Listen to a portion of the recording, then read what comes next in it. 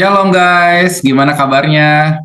Wah, nggak kerasa ya, kita ternyata udah 4 episode bersama dengan Eureka Core Community. Nah, kemarin masih ingat nggak episode yang kemarin itu loh, ya kan?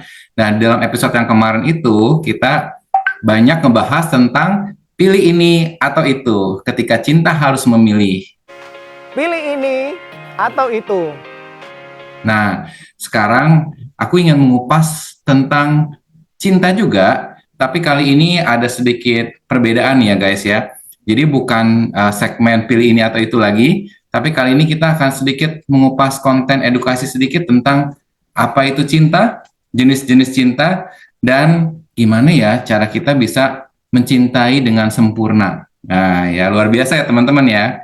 Nah, kembali lagi bersama dengan Okli di episode kelima kali ini.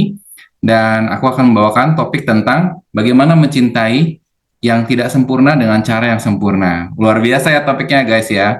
Oke, sekarang aku akan sedikit berbagi dengan teman-teman semua di sini ya. Jadi di sini aku coba share screen dulu di sini sebentar.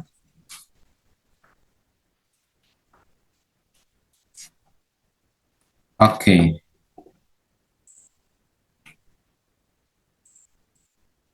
Nah, inilah topik yang luar biasa ya. Membuat cinta yang nggak sempurna menjadi sempurna. Wih, keren banget ya guys ya.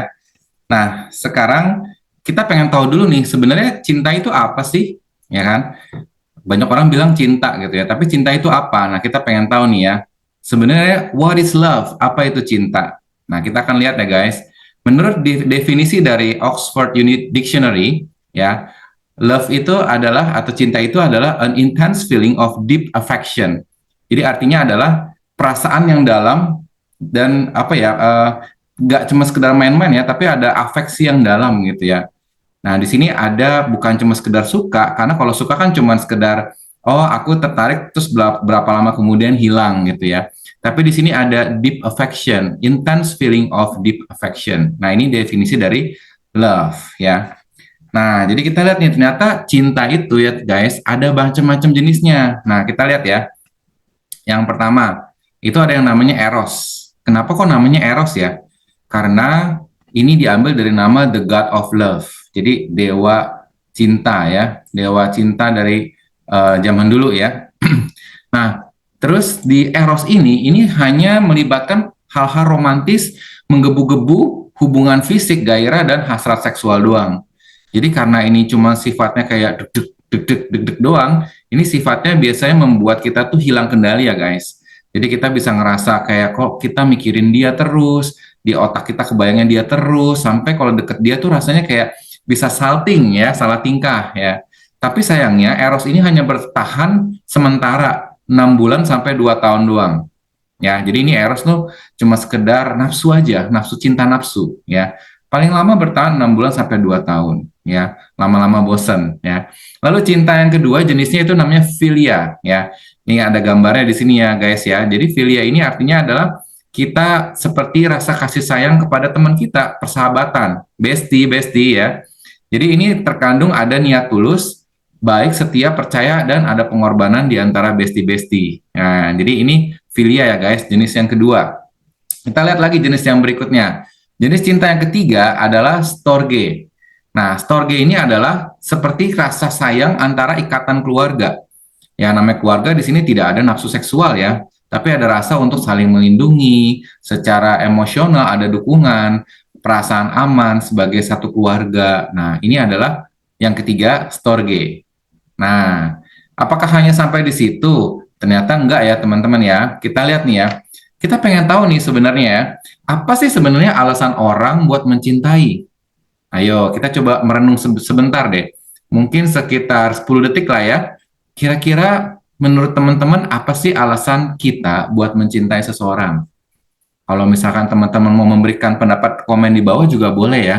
Jadi kadang kita cuma apa ya, kayaknya aku pengen banget mencintai seseorang, tapi kita nggak tahu nih alasannya apa. Yuk kita cari tahu apa sih alasan kita buat mencintai seseorang. Nah, mungkin teman-teman juga bisa berikan di komen bawah ini, atau teman-teman juga bisa sharingkan ya. Nah, kita lihat nih, ternyata menurut survei ada beberapa alasan atau motif dari seseorang itu untuk mencintai. Nah, alasan yang pertama adalah karena gue mau dapat perhatian. aduh, nggak ada yang perhatiin gue, enak ya kalau gue punya gebetan gitu ya, bisa ada yang perhatiin gue merasa spesial ya. Jadi kayak kita tuh diperhatiin ya. Lalu yang kedua, ada juga nih, dapetin support baik secara emosi maupun finansial. Enak dong kalau kita misalkan makan dibayarin gitu kan. Walaupun kadang-kadang we can pay our own bill gitu ya. Tapi kadang-kadang kita juga rasa senang kalau misalnya kita dapat perhatian berupa dibayarin atau dikasih barang tertentu atau bahkan kita dapetin support emosi. Wah, ada yang bisa bucin-bucinin kita gitu. Kita rasa kayak dapat support emosi juga di situ, nggak sendirian ya. Yang ketiga nih guys, ternyata survei yang ketiga adalah kita punya kesamaan atau connect atau sefrekuensi lah gitu. Nggak cuma bestie ya, ternyata kita juga pengen nih dapat seseorang yang lebih daripada bestie yang punya kesamaan atau sefrekuensi. Nah yang keempat, alasannya adalah kayaknya gue punya sesuatu yang gue nggak, yang di pasangan gue itu tuh punya gitu loh. Yang gue nggak ada tapi di pasangan gue ada. Nah jadi yang keempat tuh kita pengen punya pasangan yang bisa melengkapi yang punya kelebihan yang nggak ada di kita. Ini alasan yang keempat. Nah, terus kita lihat lagi ya guys. Alasan berikutnya, survei menunjukkan alasan yang kelima ternyata adalah ilangin kesepian. Waduh, kalau misalkan ilangin kesepian, kenapa nggak kita ini aja ya, sleep call sama teman kita. Tapi kenapa kita harus punya pacar atau bisa mencintai seseorang yang spesial? Ternyata ya salah satu motif untuk mencintai juga adalah supaya kita kemana-mana bisa ada teman, ilangin kesepian, ya nggak gabut lah gitu ya. Lalu yang keenam, tempat curhat. Wah, jadi udah kayak psikolog ya, ada konselor ya, tapi ini konselor pribadi ya, kita selalu setiap saat ada tempat buat curhat nih gitu ya. Nah yang ketujuh, tempat nyalurin kebutuhan seks ya, mau nggak mau, suka nggak suka, ada beberapa orang yang memang ya daripada gua sasimo sana sini mau gitu ya, ya udah aku tempat nyalurin kebutuhan seks sama satu pasangan aja. Lalu kedelapan, punya utang budi ya, walaupun budi juga nggak pernah berhutang tapi ternyata dimasukkan juga ya, ada orang merasa kayaknya nggak enak gitu ya guys, kalau kayaknya kita itu nggak, dia udah baik banget sama aku, jadi masa sih aku menolak cintanya, jadi ya udahlah aku terpaksa mencintai dia juga gitu ya. Ini mungkin cinta yang agak terpaksa ya guys. Contohnya adalah kasus-kasus kalau kita dijodohin ya, ini contohnya seperti ini. Nah, lalu yang kesembilan, tuntutan keluarga atau lingkungan sosial, karena mungkin faktor umur, kita udah umur berapa nih, masa kita nggak ada cinta-cinta sama sekali, orang udah mulai curiga nih gitu kan. Ini lu ada kelainan apa kok sampai lu nggak bisa mencintai seseorang gitu kan.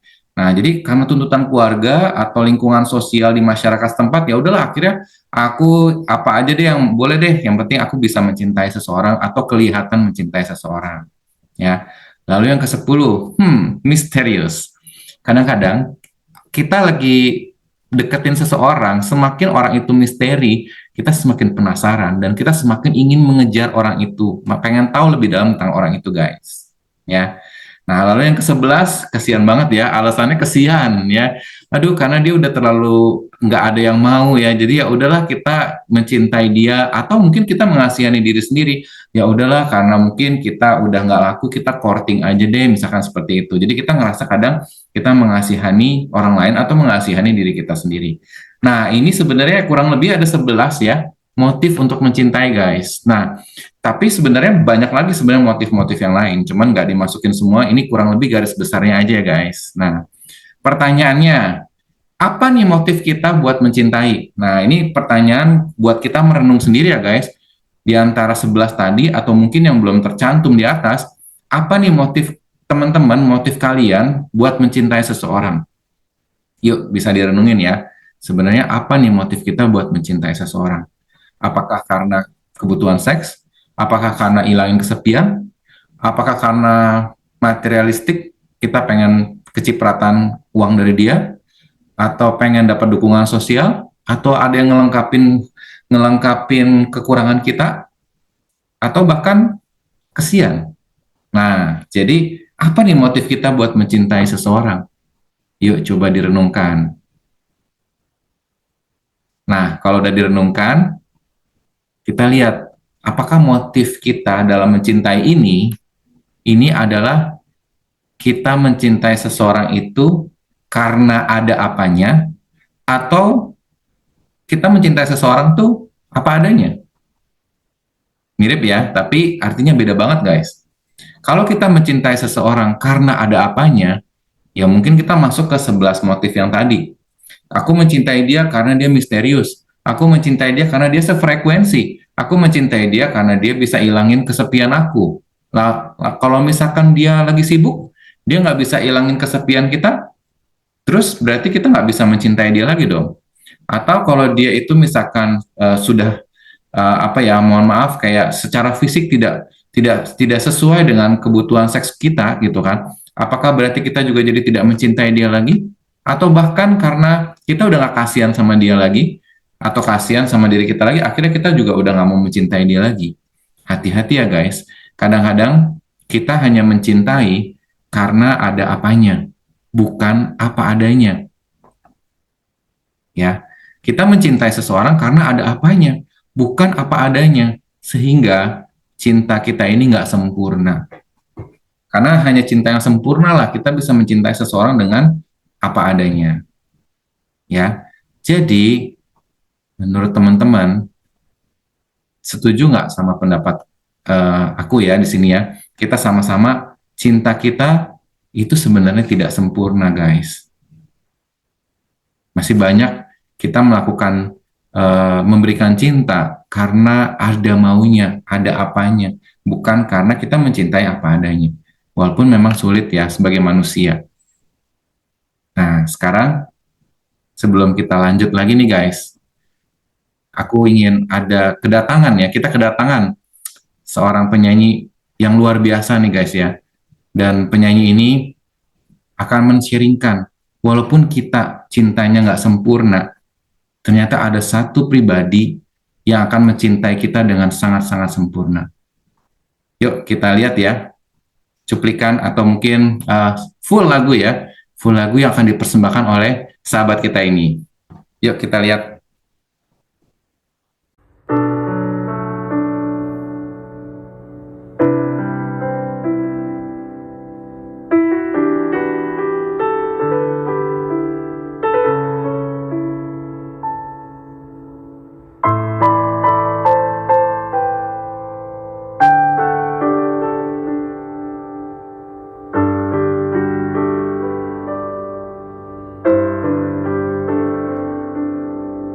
Kasih yang terindah,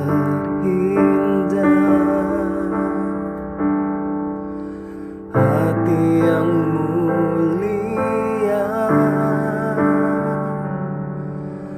hanya ku temukan di dalam-Mu, Yesusku. Pujian dari hatiku selalu di setiap waktuku, tiada pernah berubah kasihku.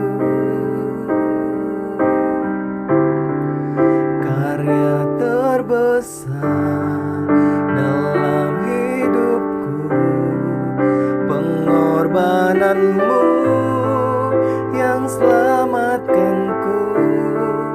Engkaulah harta yang tak ternilai, yang ku miliki dan ku hargai. Yesus, Engkau ku kagumi.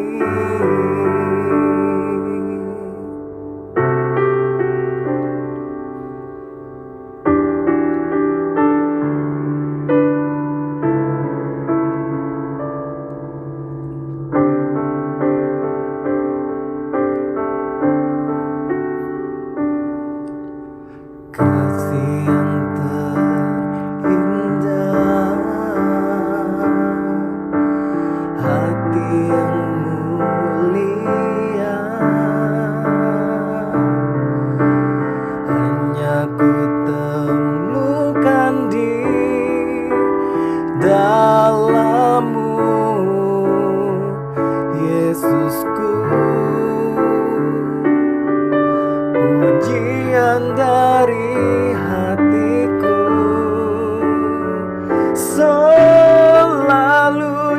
setiap waktuku. Tiada pernah berubah kasihku. Karya terbesar dalam hidupku, pengorbananmu yang selamatkanku. Engkaulah harta yang tak ternilai yang ku miliki dan ku hargai. Yesus, Engkau ku kagumi.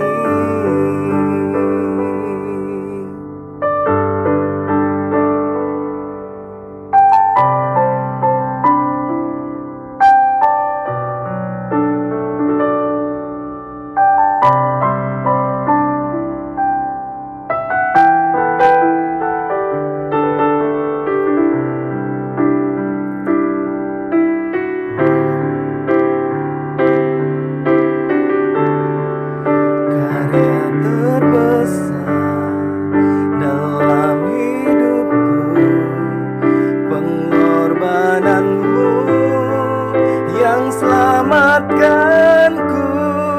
Engkaulah harta yang tak ternilai yang ku miliki dan ku hargai. Yesus, Engkau ku kagumi.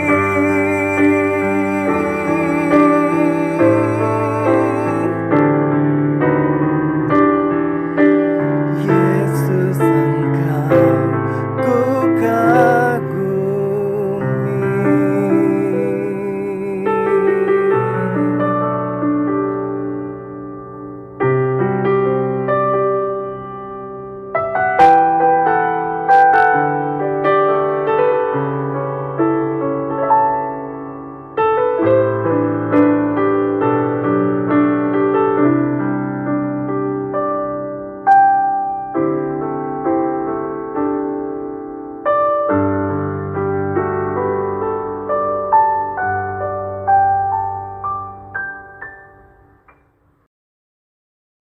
Wah, gila, keren banget.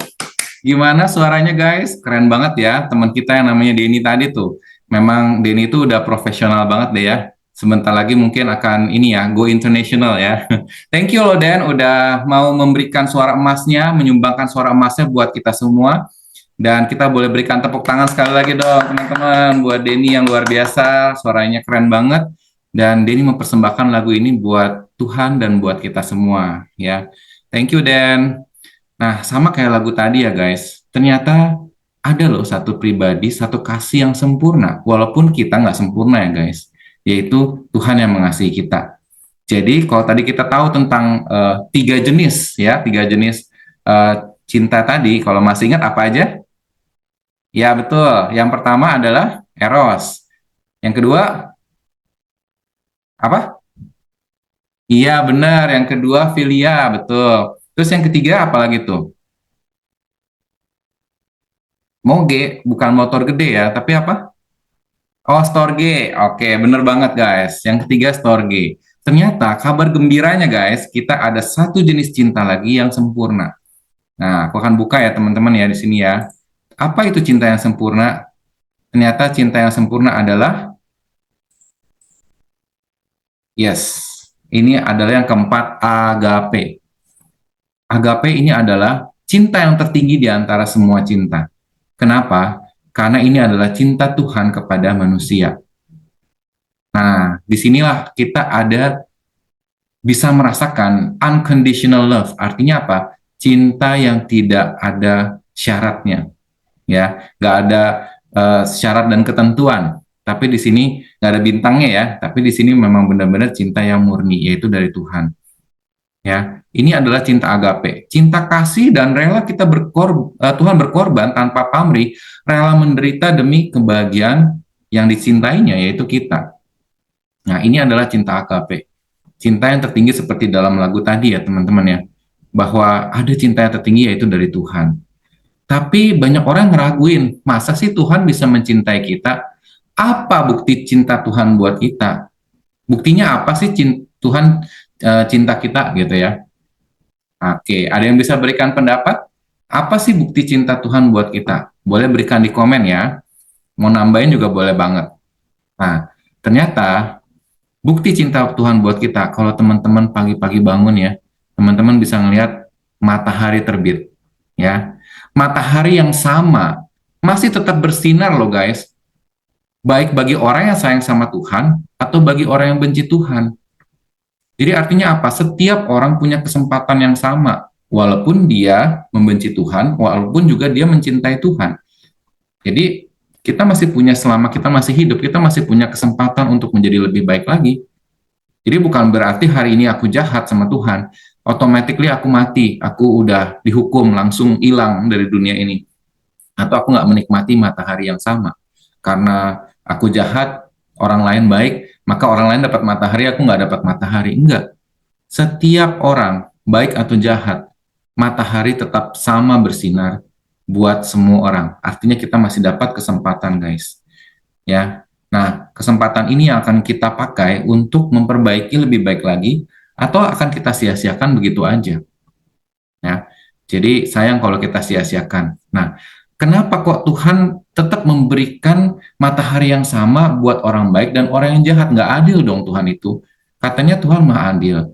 Yes, betul. Tuhan maha adil. Tapi satu hal yang nggak bisa Tuhan sangkal atau Tuhan tolak adalah Tuhan itu adalah kasih. Ya, kita lihat dari 1 Yohanes 4 ayat 8 dalam terjemahan baru, barang siapa tidak mengasihi, ia tidak mengenal Allah. Sebab Allah adalah kasih. Nah, jadi dia tidak bisa melawan sifatnya dia sendiri yang adalah kasih. Sehingga dia tetap mengasihi orang yang jahat. Dia tetap mengasihi orang yang mengecewakan dia. Dan dia juga tetap mengasihi kita yang sedang berproses untuk menjadi lebih dekat sama Tuhan.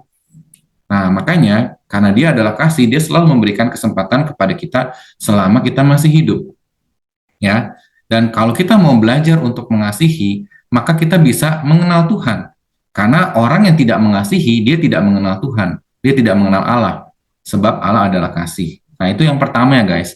Bukti cinta Tuhan buat kita adalah yang pertama, kita masih dikasih kesempatan setiap harinya kepada semua orang. Ya, terlepas dari ketidaksempurnaan kita. Yang kedua, bukti cinta Tuhan buat kita apa? Adalah selamatin kita dari hukuman. Nah, yang namanya kita ngelanggar ya, kita sebagai apa ya? Contoh sebagai mahasiswa gitu ya, atau di sekolahan, di kampus atau di sekolah, ketika kita ngelanggar, maka kita akan langsung kena hukuman. Ya, misalkan telat ngumpulin tugas gitu ya, pasti akan mengurangi nilai kita kan, kena hukuman, entah mengurangi nilai atau bahkan ditolak sama sekali atau nggak lulus. Ya, telat bayar administrasi sekolah atau kuliah kampus ya, uang gitu ya, kita juga bakal tertunda untuk menghadapi kuliah atau bahkan kena denda. Nah, jadi semua pelanggaran kita pasti ada hukumannya. Nah, sekarang coba dipikir guys, satu hari ini aja nih ya, nggak usah lama-lama, dalam satu hari ini, udah berapa banyak sih pelanggaran yang kita lakukan kepada Tuhan? Dari bangun pagi deh, siapa di sini yang bangun pagi langsung pikirannya positif? Atau bahkan pas bangun pagi, males baca Alkitab, males baca firman Tuhan, doa pagi. Nah, itu kan udah termasuk pelanggaran juga ya, karena kita tidak mau membina hubungan dengan Sang Pencipta kita kan sebenarnya. Atau siapa yang bangun pagi udah langsung mikir yang jorok, atau pas bangun pagi udah langsung julitin orang, ya kan, ngiri sama orang sekelilingnya, kita udah langsung melanggar. Begitu kita melanggar, harusnya kita harus dapat hukuman dong, ya kan? Nah, hukumannya apa? Baik hukuman yang ada di dalam dunia ini kita terima, maupun hukuman nanti ketika kita ke surga, ya kan? Pasti akan diperhitungkan ketika kita meninggal. Nah, kenapa kok Tuhan mau selamatin kita? Karena Tuhan sangat mencintai kita, guys. Sehingga dia rela untuk nyelamatin kita supaya kita tuh nggak dihukum. Ya. Jadi dia memang adil, pasti harus ada hukuman. Tetapi hukuman itu bukan kita yang tanggung, tapi ada pribadi yang akan tanggung. Nah, inilah pribadinya. Yohanes 15 ayat 13. Nggak ada kasih yang lebih besar daripada kasih seorang yang memberikan nyawanya untuk sahabat-sahabatnya. Nah, siapa itu orang itu? Ya, orang itu adalah Yesus, ya kan? Kok Yesus bisa bilang kita sahabatnya atau kita bilang Yesus tuh sahabat kita? Karena dia mau deket sama kita. Dia mau hadir di tengah-tengah kita. Dan dia menganggap kita sebagai sahabat. Dan kita juga bisa bersahabat dengan Tuhan. Nah, jadi karena dia membuktikan bahwa gua nggak ngomong doang loh, gua buktikan dengan pengorbanan gua. Jadi lu nggak harus dihukum, tapi yang gua yang gantiin hukumannya. Tugas lu cuman percaya dan tugas lu adalah menjalani kehidupan menggantikan gua yang udah disalib. Nah, makanya Tuhan Yesus dikatakan tidak ada kasih yang lebih besar daripada kasih seorang yang mau berkorban, memberikan nyawanya untuk sahabat-sahabatnya. Luar biasa ya guys ya. Lalu yang kedua, Yohanes 3 ayat 16 ya.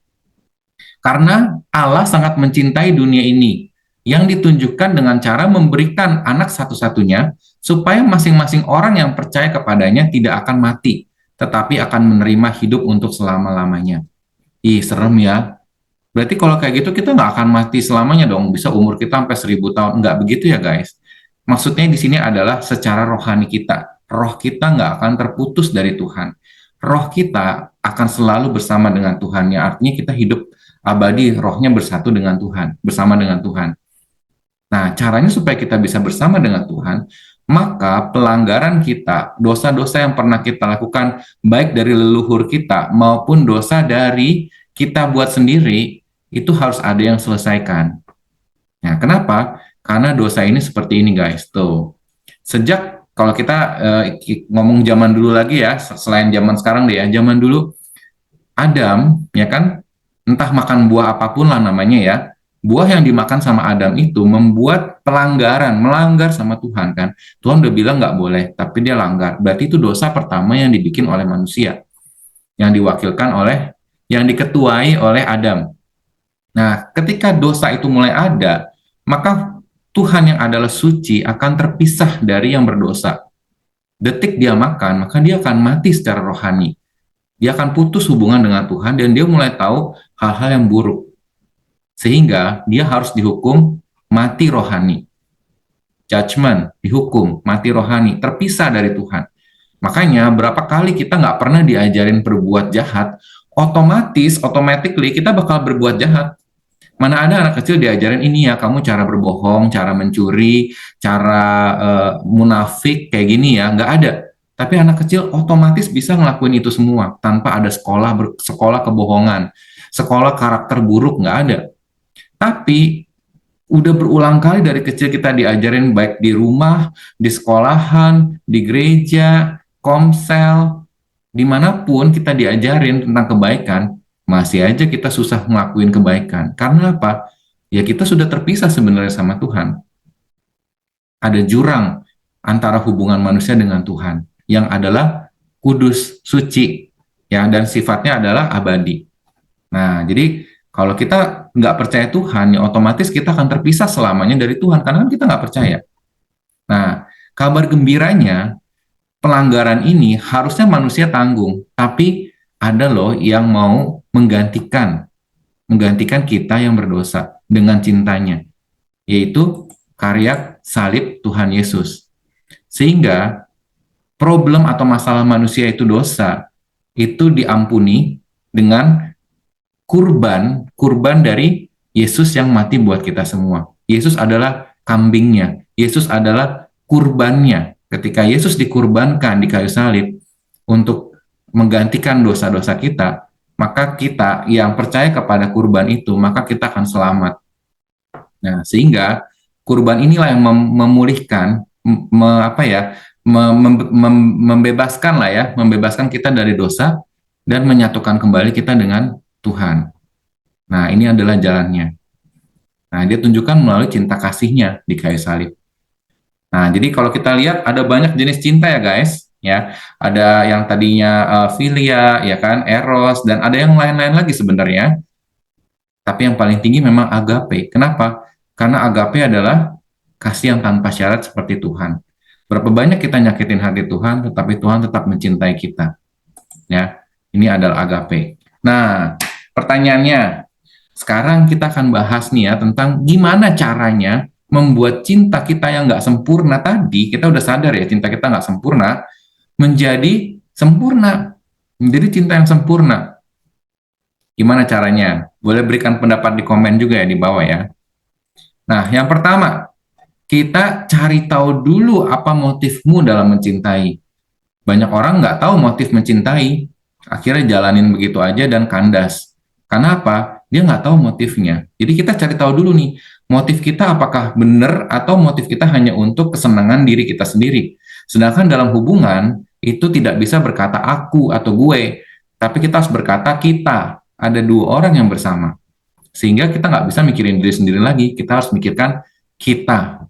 Nah, cari tahu dulu nih apa motif kita dalam mencintai. Kalau motifnya benar, artinya oke, aku mau untuk saling melengkapi. Aku melengkapi dia, dia melengkapi aku. Nah, sehingga cinta kita bisa menjadi cinta yang sempurna atas kekurangan orang lain. Tapi kalau kita motifnya nggak benar, aku pengen dapat pasangan yang kaya, ya kan? Berarti secara materi bisa mencukupi aku.